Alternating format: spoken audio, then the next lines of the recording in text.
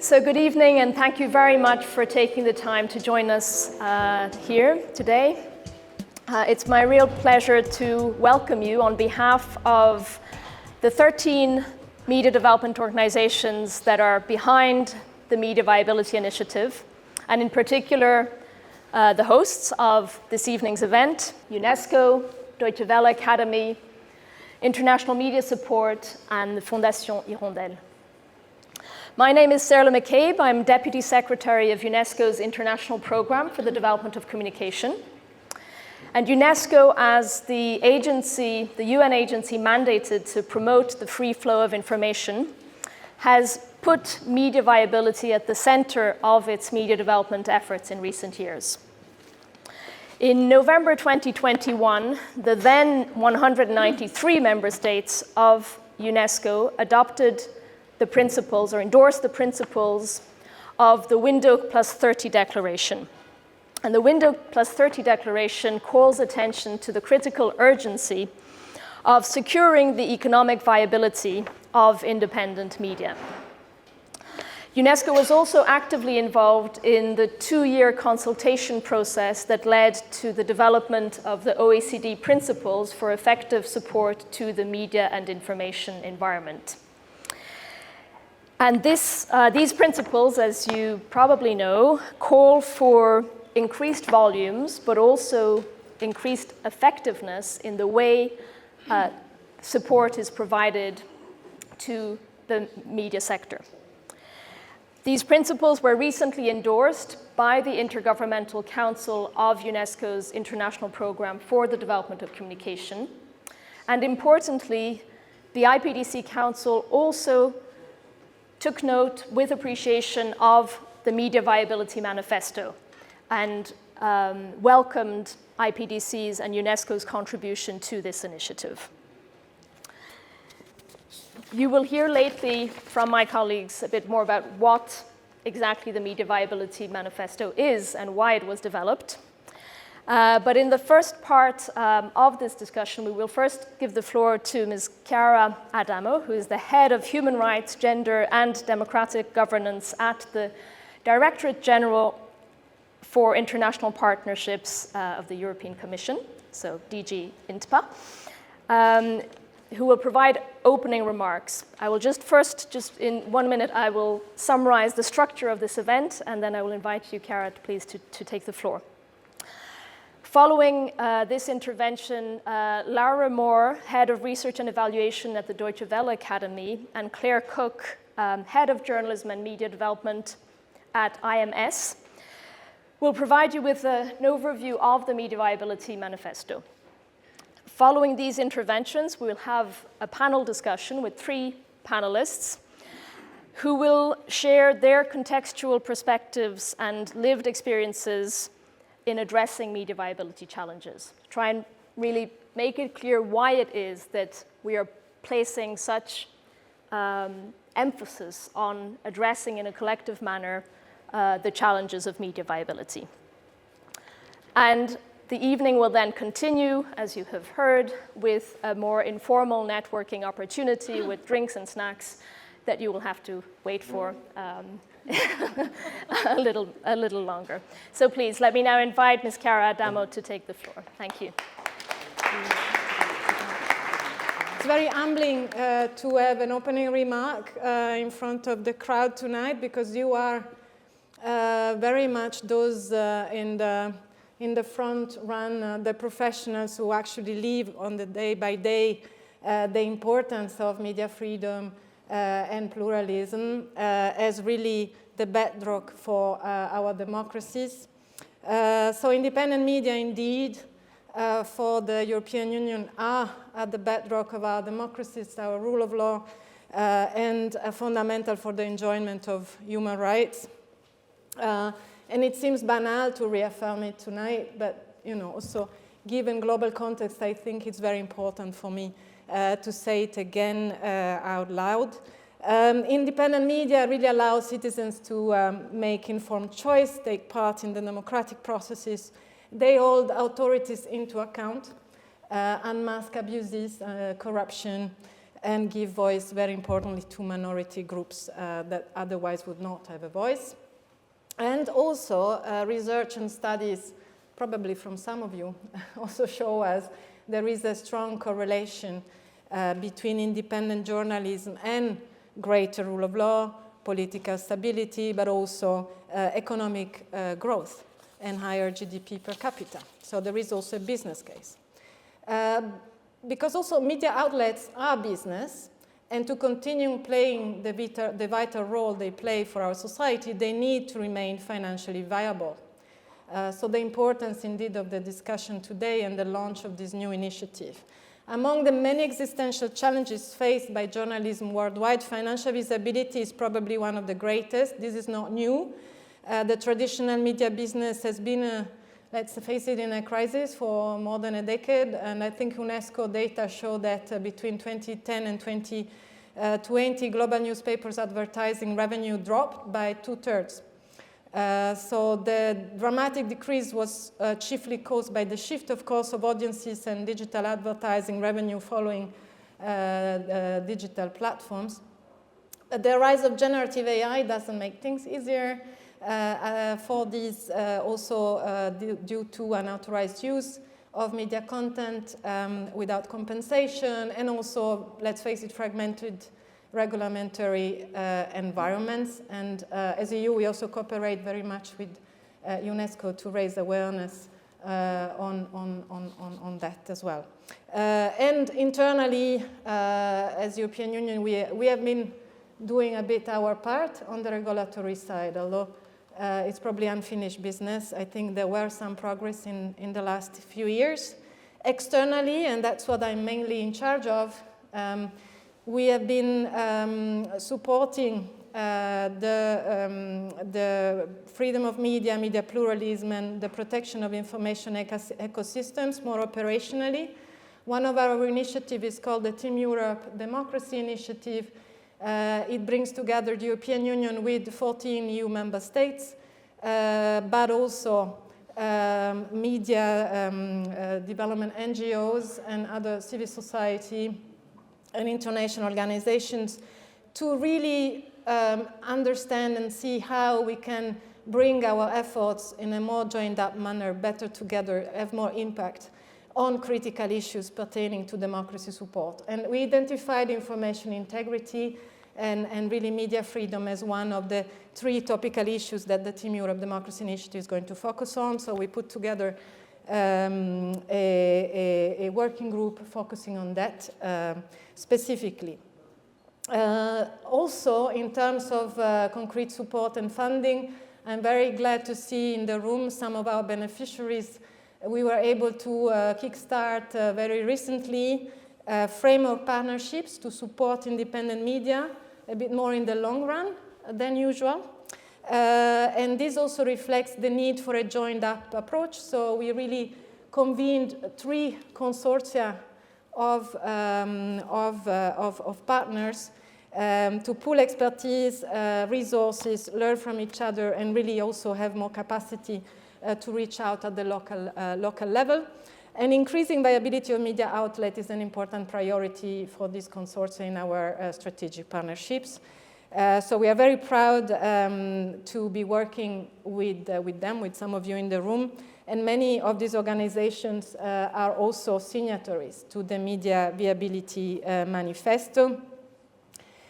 Indeed, there is scope to further deepen collaboration and thinking and strategizing together on how really to strengthen the financial resilience of independent media. What I can offer, of course, from our perspective very practically is that the Team Europe Democracy is also used as a convening space for this initiative to be further understood and also to discuss practical application of it. So I hope that today will serve as a catalyst for even stronger exchange and collaboration among you and with us to really support independent media sector. And once again, let me state the obvious: the European Union really stands firm for media freedom and freedom of expression. Thank you.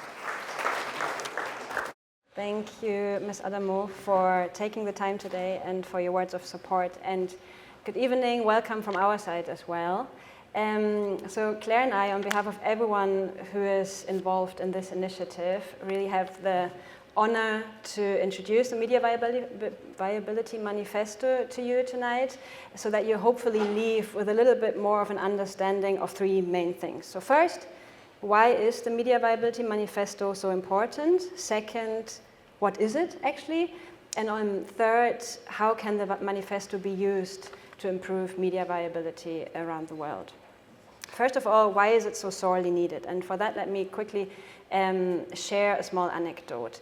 Almost exactly 10 years ago, I visited several media partners in Latin America especially and in Africa to talk about their biggest needs. And all of them, without any exception, said that what they needed most was money. Their biggest need used to be, before that, improved journalistic skills. But back then, 10 years ago already, they said what they needed most now was money. So their broken business models forced these media outlets to become very creative. Some of them started to breed chicken or other animals to start selling eggs to make some money for their newsrooms. Others started internet cafes or even like whole restaurants to make or to generate some revenue. Some were selling wine. So while these activities enabled them to generate some revenue, what they mainly did was take away time and focus from the actual work, which is journalism. So that was 10 years ago, and since then the situation has really become worse. And Clara Adamo has talked about the drop in advertising revenue for media. I do have some numbers, excuse that, but I think it's really important so that we understand why this is needed. So the money, like the audiences, have gone online and mainly to big tech platforms. We know that. Today, a handful of companies, and this is mainly Alphabet and Meta, account for over 70% of global digital advertising revenues. Alphabet, so Google, alone earns around $240 billion US from digital advertising. And while the media provide the content for many of these services of big tech companies, they only get a fraction of the money, if at all. And you've said that as well, you know, all the developments that we've been seeing around AI just intensify the financial crisis of journalism. There's one example from Moldova, which is TV8. They have 120 employees and a yearly turnover of 2 million euros, but they only make 2,000 euros per month from digital advertising. So that shows that the lack of money is not a problem of individual media houses anymore, but it really is a systemic crisis. It's a problem that not only affects journalists or media, but it affects us all, as also Chiara said, our democracies, our societies. So this is a problem which needs a joint approach of different stakeholders to be solved. And this is exactly where the Media Viability Manifesto comes in. Media viability has been a field of action in media development for a long time, and there have been some successes here and there, but if we are being really honest as a sector, we have not been able to achieve the desired change and impact. For a long time, we thought that it would be enough or most relevant to support individual media houses to become more creative, more professional, more flexible, more innovative. And this is all key, but it's just not enough. So a media house, an individual media house, can be as innovative as it wants. If it operates in a market and in an environment that is not conducive to independent media, it will not be viable. So as a group of the Media Viability Manifesto initiative, we have identified three main problems that the manifesto addresses. First, conceptual clarity. So until now, our sector was lacking a joint understanding of what media viability actually is, what we mean when we use this term. The manifesto provides a joint understanding of media viability with very clear and precise definitions and terms.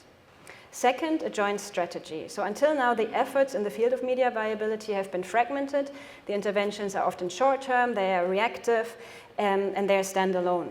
So the manifesto provides a strategic roadmap for media viability, identifying 4 main areas where we have to work together to tackle this crisis. And then third is aligning implementation. So until now, our efforts have been overlapping and risk reinventing the wheel.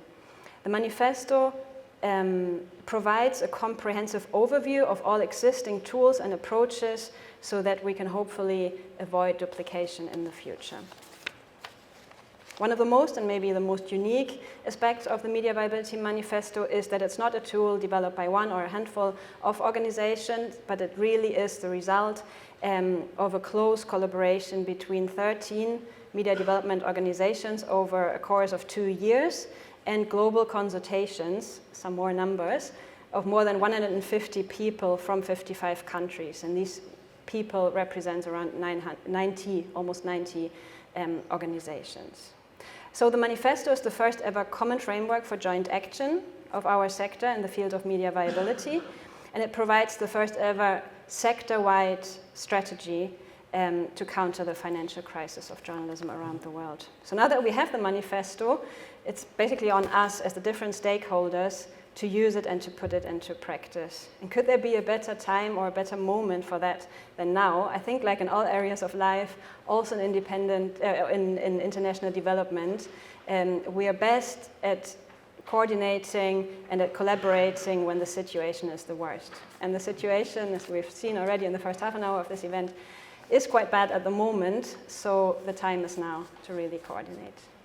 I give over to Claire. I think when we consider how bad things have gotten, certainly the 90-day pause of foreign development aid by the US this week is being felt globally. Even just on that point, to give an idea of the scale of the crisis, estimates suggest 15 to 20% of global support to media development does indeed come from the US. And in the Ukraine, the fear is that this is up to kind of 80%, endangering not only the long-term resilience, but short-term survival of public interest media. We're certainly seeing a paradigm shift, I think, in aid flows and decision-making, and this is the latest headache in an almost continual battle on the economic side of operations for many, many of our media partners around the globe.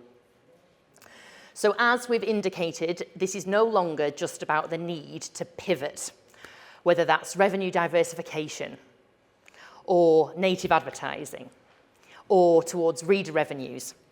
Without the necessary resources in the system to sustain the operations that public interest media need to realise the ambitions that we all have for outperforming disinformation, for contributing to cohesive societies and communities and civic engagement, vibrant economies. These, unfortunately, are all going to be mute. And that really is the pathway forward that we'd like to pave with the Media Viability Manifesto. As this group of organisations, we've identified areas of action that we see where we can be really, really strong if we work together to be more effective. Our priorities include, firstly, to support joint evidence-based advocacy. What we want to do and develop through the initiative as a group is to align how we see joint advocacy to get journalism understood and recognised as a public good. This is essential if we are going to mobilise more public and private funds into the mix. It will also allow us to work alongside initiatives and regulative frameworks like the DSA, so that we can work to see how we can change the landscape, whether that's political advertising disclosure or the explanation of algorithmic practices that affects our media partners. Secondly, we'd like to use the initiative to really advocate for increased funds and more donor coordination. Increased funding to long-term journalism programmes is critical.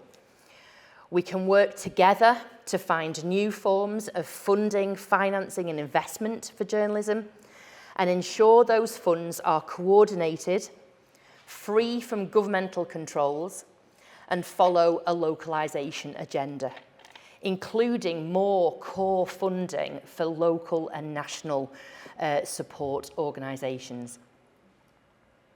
Thirdly, we'd like to see support for scaled up and coordinated research. Why?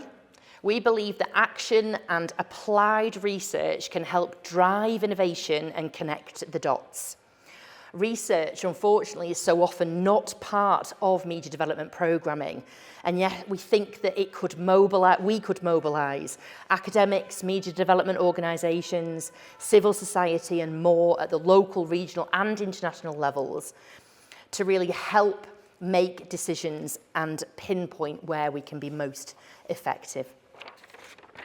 Finally, as has been mentioned tonight already, we do see the manifesto as a way to concretise the OECD principles for development cooperation, relevant and effective support to media and the information environment. Implementing the manifesto could offer a route map, especially on OECD Principle 2, increasing financial and other forms of support to public interest media. Principle 5, to improve coordination of support to the media and the information environment. And Principle 6, invest in knowledge, research and learning. And we can look at our sector's successes for past inspiration. If you look, for example, at the UN Plan of Action on the safety of journalists and the issue of impunity, now in its 13th year, this can serve as inspiration because it's an international framework where we've seen we can pull that down to local implementation. For example, the Somalia mechanism for the safety of journalists.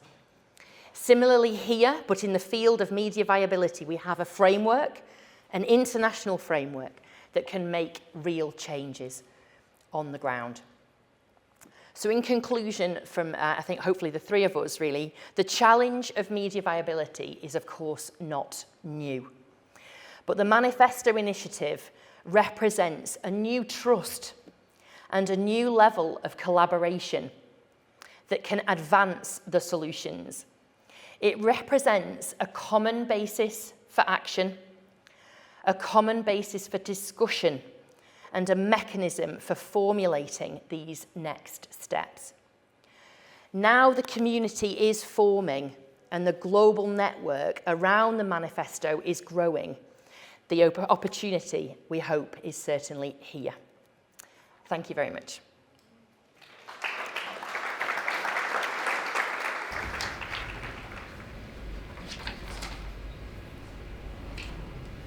So, it's my great pleasure to introduce to you the three panelists we have here with us today. On my left, Farizai Janiwa is the team leader at Media Monitors in Zimbabwe. It's an organization that conducts media monitoring and analyzes trends in the media.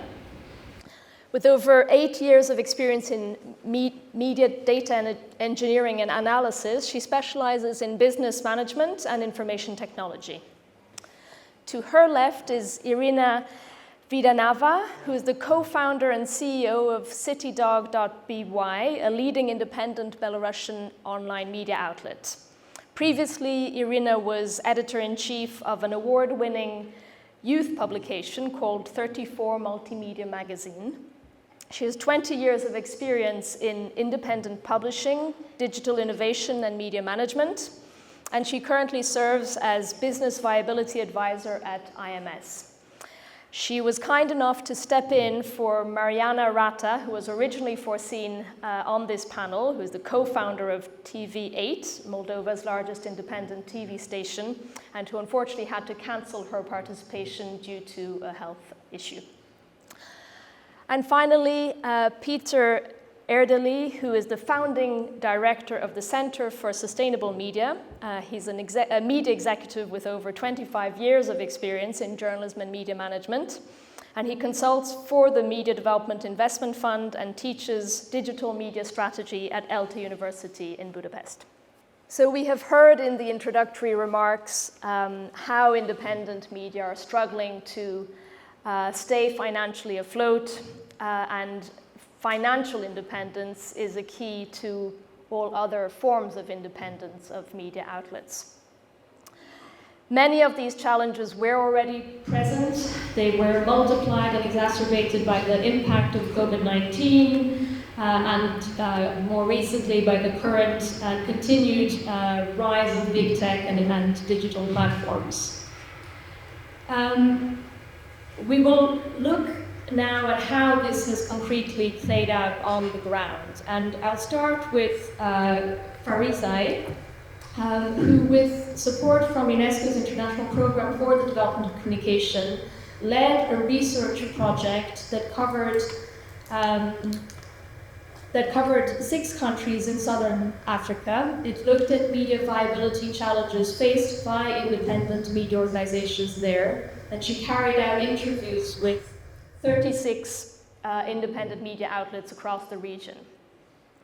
I was particularly struck when I read the report about one of the findings, that some outlets had to let go of up to 50% of their staff. And we'll talk soon about some solutions that they found to address these challenges. But first, could you tell us a little bit more about what were the most common and most crucial challenges that were flagged by the media managers that you interviewed through this research project?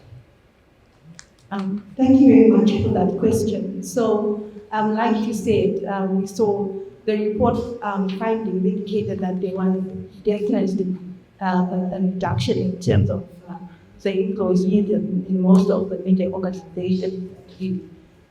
When we worked with under the project, mostly because they couldn't afford to pay their staff, or they were paying is minimum wages. Most of them were under $100 a month, which means that most of them cannot sustain just basic legal costs with that. We also found that this was also as a result of reduced advertising. I think it came up and it was good that they productions. It's also a very common problem in government actually that they are reduced advertising that are actually advertising on the papers. We found that most papers that got a bit more advertising revenue were more of the government or public owned news outlets like the privately owned news outlets. So they have to make their own sort of way around revenue stream. I think the other issue was around misinformation and disinformation that came up. Most journalists are running to be the one to break the story, and thus they are not necessarily taking time to look into the issues fully before they publish, and they rush to publish it. So there was a rise of misinformation coming in from space like space into the mainstream media, and which also resulted in reduced quality of news and cascading downwards to lack of trust for their own audience. That became also a huge problem. I think also issues of gender issues came up in some of our interviews where, of course, there were issues around sexual harassment in the newsroom, and a lot of females journalists moving out of the craft to go into public relations and similar careers, which also reduces the diversity in terms of voices that are reporting certain important issues. I think I'll end here for now. Thank you very much. And would you maybe just a quick follow-up question? Would you say that did you identify differences in the challenges, and specifically those related to media viability across the different countries where the media outlets were interviewed? So the research project covered 6 countries, and do you were there mainly commonalities between the challenges that were faced, or did you identify country-specific challenges? Mostly there were common challenges in both these countries. We targeted the countries that we knew had real serious challenges and they were literally the same across. Thank you very much, Farizah. I'll move over to you, Irina. In your 2 decades of experience as a media entrepreneur, you founded 3 media outlets. And as an advisor at IMS, you accompanied and supported a great number of independent media outlets across Europe in developing strategies for achieving sustainability. So based on this experience, why do you consider it urgent and critical to develop policy-level solutions to addressing the challenges related to media viability? And how can we ensure that we address the root cause of these challenges to create more sustainable media sectors, independent media sectors, rather than focusing only on the survival of individual media outlets? Thank you for having me here. You have one last notice. Well, I think that you could put in this chair any media publisher or entrepreneur from almost any country, and you will hear stories similar that you share from Africa, but also different because the challenges similar and different at the same time. As we see, I would say that this urgency was there 10 years ago maybe, so we're trying to catch up with some of the missed opportunities, but we also see how those new challenges arise. And speaking from my part of the world, distant Europe, edges of Europe, we can see what's happening in Moldova, in Ukraine, in Georgia, in Belarus, in Russia. And these are all challenges at the systematic level. In Ukraine, independent media are, of course, threatened by the war itself. The business models are broken, but yes, they carry on the torch. All the nation will continue operating, but they do need support and they rely more on transport. We know the struggles of the democratic system not being that strong, the market being small, the revenues for media being very much limited. In Belarus, the independent media sector was shut down altogether. And so for me as a publisher and as a founder of CityDog, which was a successful business case, and not only public interest media case for a decade, that had to reinvent itself, going into exile, being locked inside of the country, and still reaching out to the audience of 3 million a month, using multiple platforms, as many other media, basically reinventing themselves on the go. Just this afternoon, changing my hat, I had a consultation with the regional media from Romania. And when she was talking of why she needed support, I could really check the boxes for all the issues that were raised already today. So it's an independent, regional, private TV producing public interest content. It was founded in 1991, so it was the first independent TV in that region, in the part which is bordering Ukraine, one of the poorest parts of Romania. They now were deprived. They remain the only independent TV there. Also, there are some others, but they are politically biased, and therefore advertising revenues go to those other media.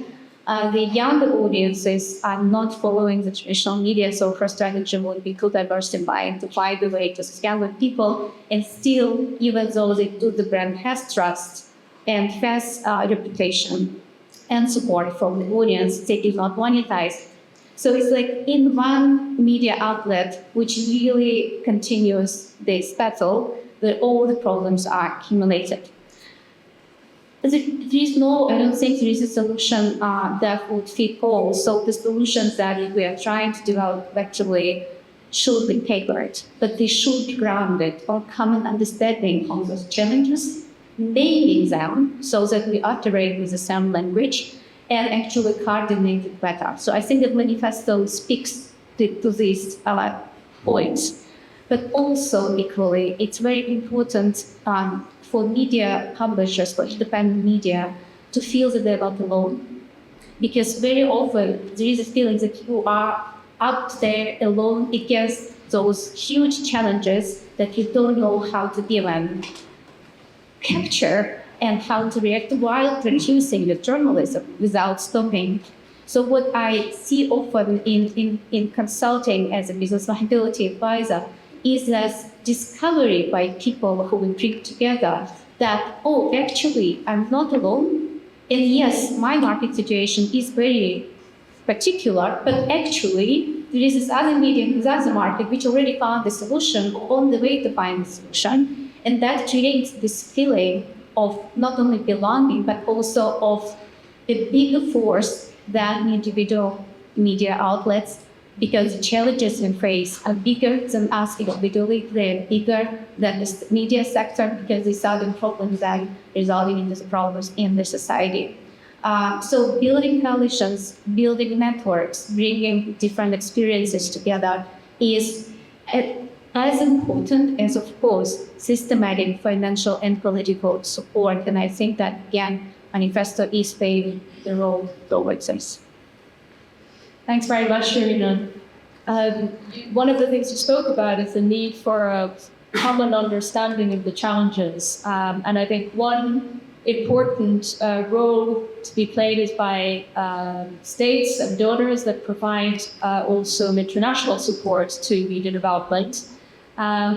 Peter, your weekly Media Finance Monitor newsletter has confronted the issue of international support for independent media, especially in the EU.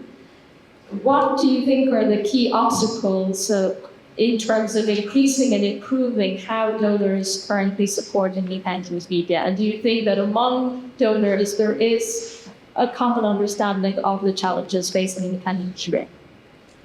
Thank you. Our newsletter is a viable media program. Okay,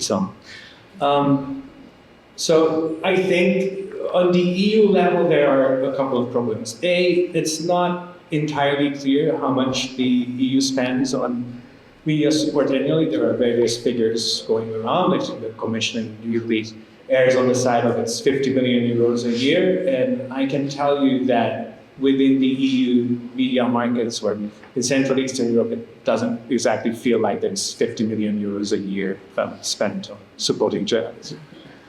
Number two, the distribution of these funds seem to be somewhat uneven.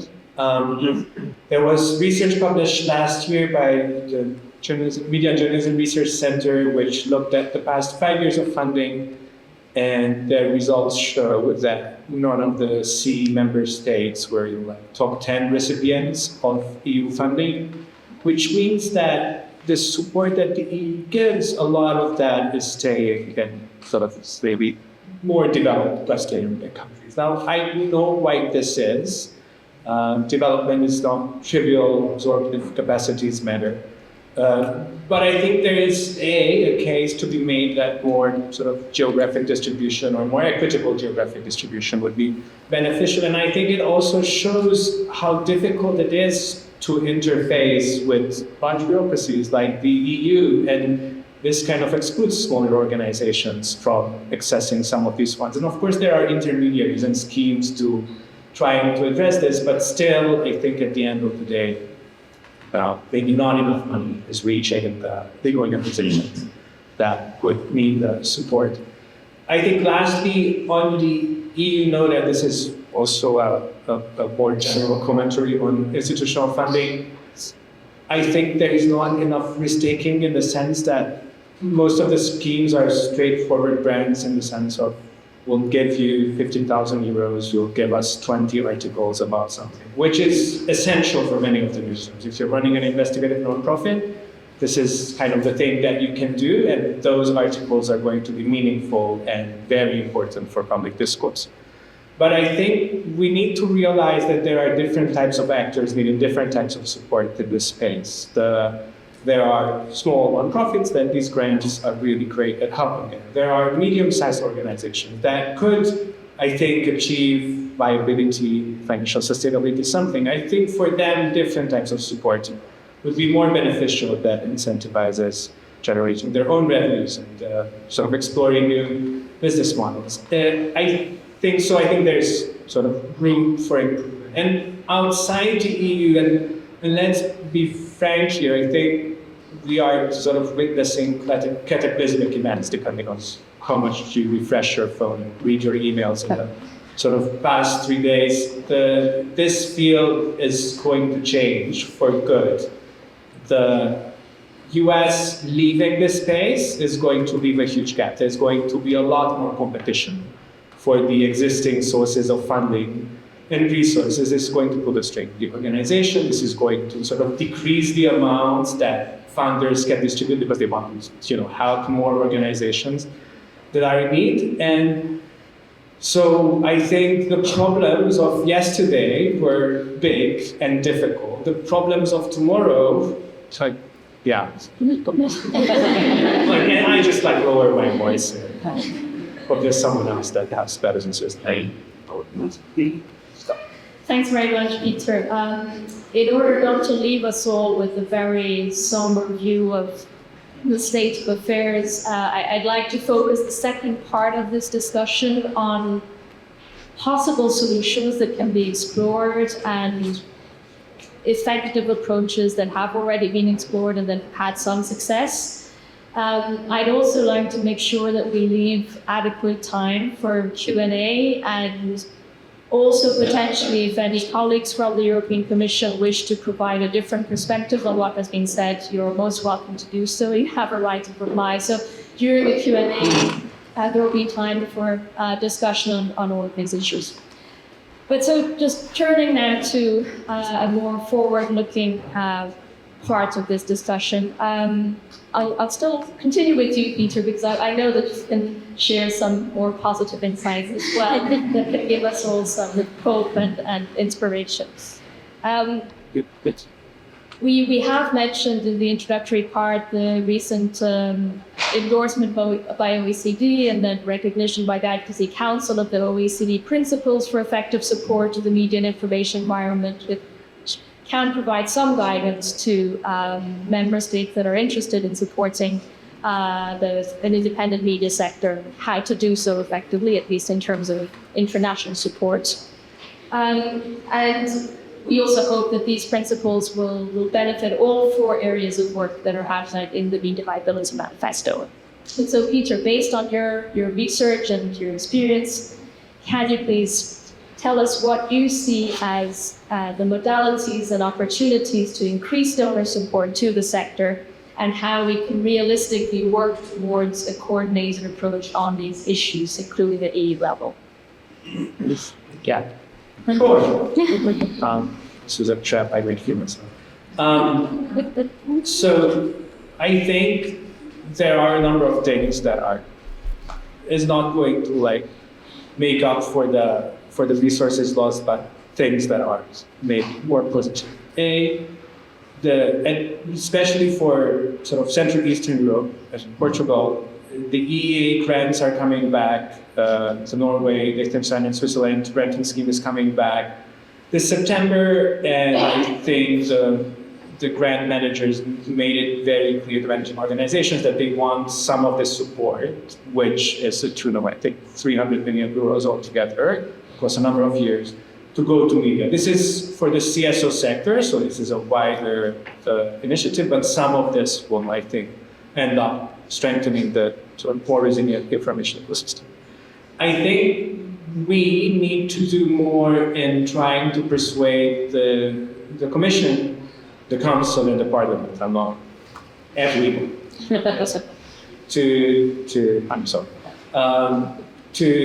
spend more on journalism and media support. The time is now not just because of the events unfolding in the US, but because negotiations around the next MFF, the next multi-annual financial framework, are starting at the Commission and then subsequently in the Council and the Parliament. There was an initiative before the current MFF organized by a couple of CSOs around SERV. SERV is a big funding scheme for CSO support in the EU. A number of CSOs banded together with the plan to convince the Commission to spend more on the CSO sector. The previous allocation was 600 million. They managed to persuade the Commission to increase the allocation to 1.4 billion. They made the application process a lot easier and therefore a lot more accessible for smaller organizations. And they changed some of the rules, so some of the money was spent through local intermediaries rather than centrally through Brussels, which I think might increase the line of sight a little bit on some of the issues. So I think right now, today, tomorrow, the best thing to do is to start thinking about how to advocate at various levels of the EU for an increased allocation, because I think the current MFF is locked in. Like, there's not going to be serious. I don't think there's room for movement. And I think lastly, we need to find maybe slightly newer, better, more persuasive ways to talk to our constituents, whether that's the EU or private philanthropies or minor individuals. I think for a long time, the language of why journalism is important was exclusively around democracy and free speech, and I'm all for democracy and free speech. Very much in that crowd, but I think we convinced all the people we could convince with these arguments. So I think we need to come up with a few new arguments. These can be around competitiveness, because there's a lot of talk about competitiveness in the EU. Everybody wants to attach themselves into the Draghi plan somehow. So we should do the same. And maybe about resilience and sovereignty. And I think what's happening in the US and how that's going to affect independent media system in Europe is going to unfortunately strengthen that argument that we cannot rely on these external stakeholders to support things that are important for European democracy, like more important for European democracies. It should be more important than it is for American taxpayers. So, all these easy things. So.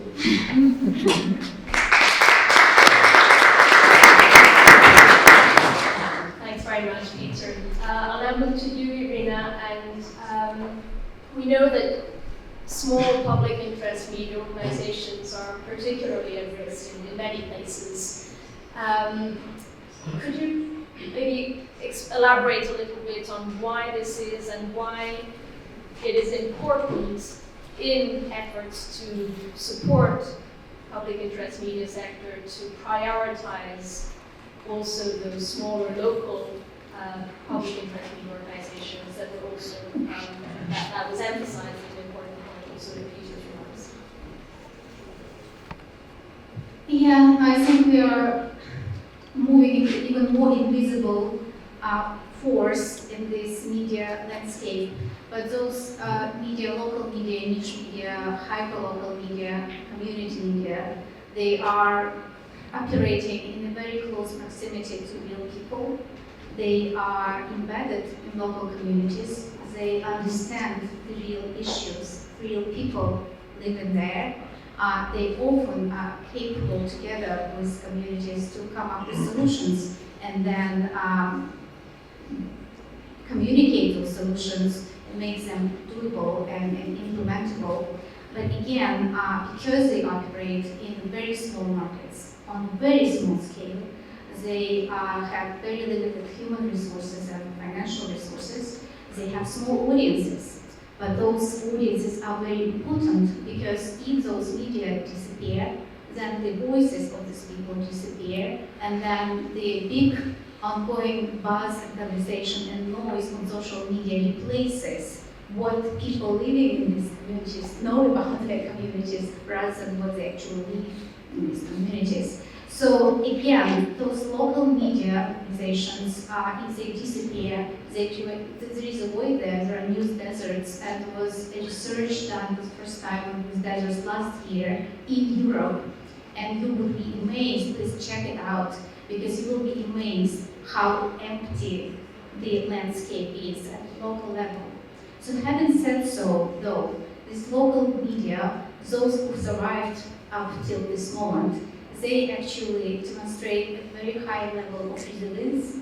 They know how to make the most out of almost nothing. They're mission-driven in most of the cases. You will see enthusiasts who are absolutely committed to this idea of producing and distributing the truthful information to their communities and with their communities, and then they're actually very innovative. So sometimes what it takes to actually support this kind of media is to help them to help themselves. An example I can give is the program which we are implementing together, which is EU funded with Journalism Fund Europe. We started last year. It was called Local Media for Democracy. And it's a project-based support. So this kind of support will not solve the big problems and challenges, but what it can help and consists of grants, but also of capacity development support that helps to actually unlock this innovation. It helps to pilot solutions and try new things. And you will be amazed of how much can be achieved with this relatively small amount of funding injected. And this media, when they come to this program, for many of them it's the first time in Europe that they were applying for a grant. They didn't know how to write a proper application, so we helped them with actually learning this skill as well. But the ideas they came in were not about depending on this grant funding forever, but about to building sustainability, reaching out to broader audiences, diversifying revenues, building new business models, and something that we did not expect happening necessarily, but building the networks and building this community in a safe environment where they could talk to each other, they could meet each other, they could actually realize that, okay, we are together in this, even though we are belonging to the small communities and places, but we are a force in itself, and we have the shoulder of each other. So we now continue with pluralistic media for democracy, which is expanding this topic, but again, targeting mainly those small media, and we see that the demand is very high. We expect hundreds of applications. We will not be able to support all of them, but we do hope that this may serve as an example of when EU funding goes directly to these media outlets with an idea of helping them with innovation and with building viability for the future.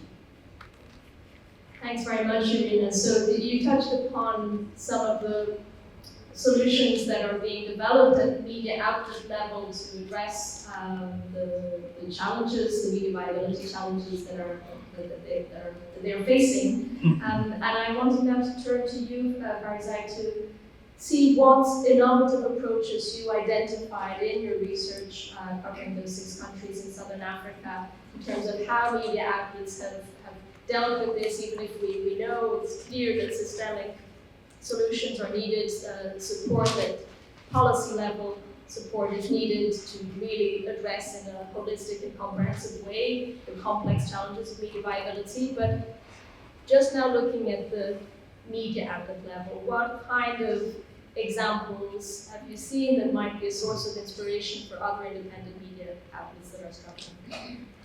Thank you so much. So from our research, Okay, so from our research, we noted that a lot of the media outlets went digital. Most of them have started publishing on a website. The challenge there came that they were getting little to no revenue from those websites. So some have come up to create payment gateways, which still face challenges, but a welcome innovation on their part that at least gives them some sort of revenue and ideas. I think another solution that we also saw, I think a funny example was the one media outlet in Malawi that actually started their own grinding mill in order to support some of the activity. We also saw one media outlet in Zimbabwe. They currently have 2 newspapers, one daily, one weekly, and a TV station. So one of their solutions to the issues was to actually converge the newsrooms such that with the few people that they have on the ground, they would collect news. A certain group, just one group of a part of the team would collect the news and would do the news gathering that feeds into the three different platforms that they were running, which seems to be working for them. Another solution that we also noted was the training of the newcomers. It was proving a challenge from what we gathered, that because there was so much talent drain within the newsrooms themselves, interns were coming in, or graduate trainees were coming in from the university, but there were no senior journalists or experienced journalists to actually train them during their attachment or training process. So with support from IMS and EU, we've actually have seen the mushrooming of training sessions that actually target students within the university, journalists, students studying towards journalism, where we have programs to do with a lot of data journalism. People are being taught the use of AI tools from that level, which hopefully in the long run will be a great solution to the brain drain issue within the newsroom. Other than that, like you mentioned, issues to do with reforms and policy advocacy we also continue to see that through our research. Thank you. Thanks very much. Yeah, so it does seem clear that a multi-layered approach is needed to tackling this issue of media viability with both policy level action and also innovative approaches at media outlet level. With options for diversifying revenue, but without running the risk of distracting newsrooms from their primary purpose and their primary focus, which should be news gathering and news production.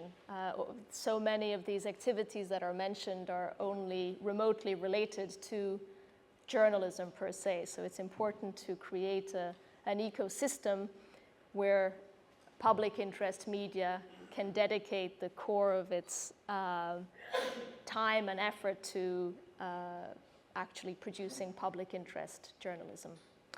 So before I open the floor for comments, I'll just turn to each of you to maybe say in one sentence what you feel would be the most urgent action to be taken, picking from the Media Viability Manifesto, or anything else that comes to mind in terms of effectively addressing media viability challenges. Maybe starting with you, Peter, just very quickly. The most urgent. Yeah, sorry, I'm putting them on the spot. Yeah, I was like, this is not what we do. I'd say right now, there needs to be certainty that the resources that seem to remain for now are there by EA, by private philanthropy, by the sort of EU, to make sure that, like, this is already going to cause a lot of pain, a lot of devastation in the ecosystem.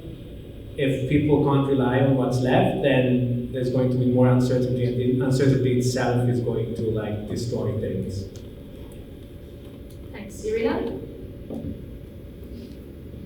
It's a question for Miljan. From the publisher perspective, I think that the call would be for systematic and core support to support this journalism production and journalism operation, and not to expect that each media should somehow find the magic solution and a magic revenue stream to rediscover a new business model, yet still expecting that the media are on it and they do need to develop this mindset if they don't have it yet. So it's two sides of one coin.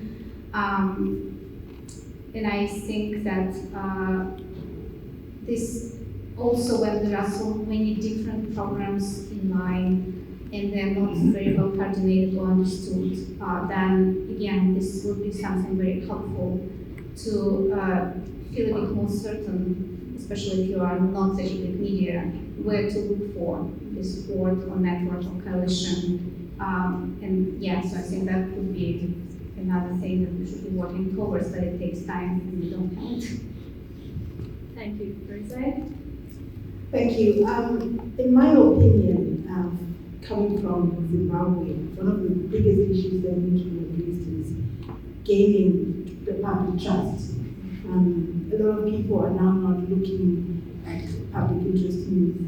They focus on news coming in from Twitter spaces and all these social media platforms, and they forget the importance of public interest news. So there's a need for us to really raise awareness around basically media literacy becomes a very important thing for me, but also capacity building, continued capacity building for the journalists that are coming in, so that we build that trust within the audience. Thank you. Thank you very much. Thank you